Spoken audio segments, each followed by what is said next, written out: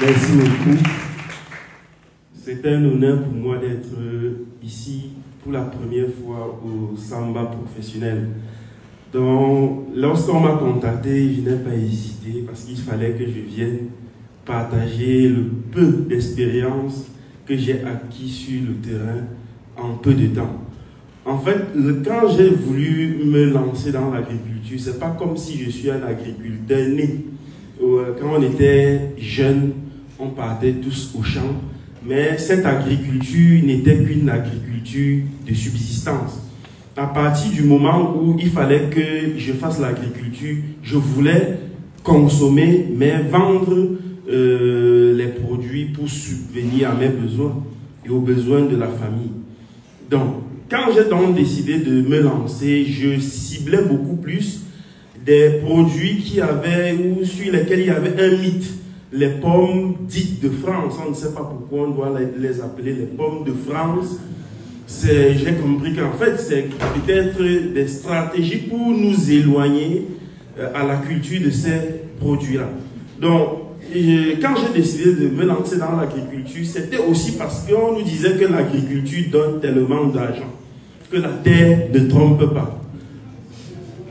Alors, je travaillais à l'époque dans un grand hôtel parisien, Georges V, mais je suis parti pour entrer au Cameroun et lancer l'agriculture. Sauf qu'en 2 ans, j'ai perdu plus de 20 millions en agriculture. Mais je vais donc me questionner et je vais constater que, en fait, toutes les théories, je vais dire, pour ne pas exagérer, la majorité des théories enseignées en Afrique dans l'agriculture sont de fausses théories. Enseignées même dans les universités sont de mauvaises théories. Parce que j'ai compris que si sur le plan économique nous sommes dominés, sur le plan de la santé, c'est la domination. Même parfois certains médecins qui prescrivent des médicaments à l'hôpital aux malades ne savent pas de quoi est constitué ce médicament. Ça veut dire que sur le plan de l'agriculture aussi, on nous enseigne des fausses densités pour nous empêcher de faire concurrence aux produits importés. Ça permet qu'on vous finance même de faire ce qu'on vous dit là pour que vous restez à votre niveau. J'ai donc commencé à faire le contraire de ce que on enseignait.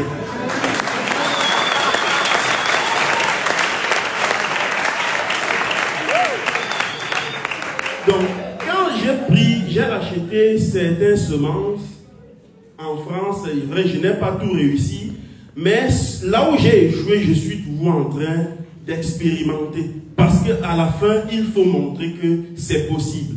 Donc, j'ai ramené des semences de fraises. Avant que je ne les ramène, je précise que les gens le cultivaient bien évidemment. Certaines personnes le cultivaient. Mais bon, comme ils n'avaient pas la puissance, peut-être ils ne mettaient pas leur projet dans les réseaux sociaux, on ne les connaissait pas. Donc, j'ai lancé d'abord les melons charentais au Cameroun. Je l'ai réussi après la 5e tentative. C'est-à-dire que la première tentative, parce que je ne maîtrisais pas l'itinéraire technique, à chaque fois que j'échouais, je corrigeais l'erreur précédente pour avancer jusqu'à ce que j'ai commencé à produire des melons charentais que je vends et parfois je vends même également de la semence. Ça a été la même chose pour les fraises où au départ les gens disaient que ça ne peut pas pousser.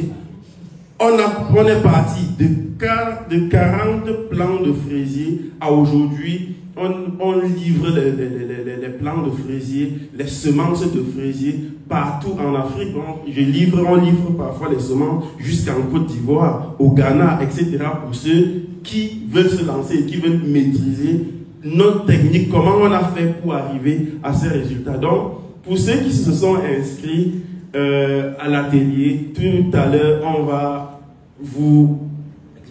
Voilà, on va exploser, voilà. Merci beaucoup.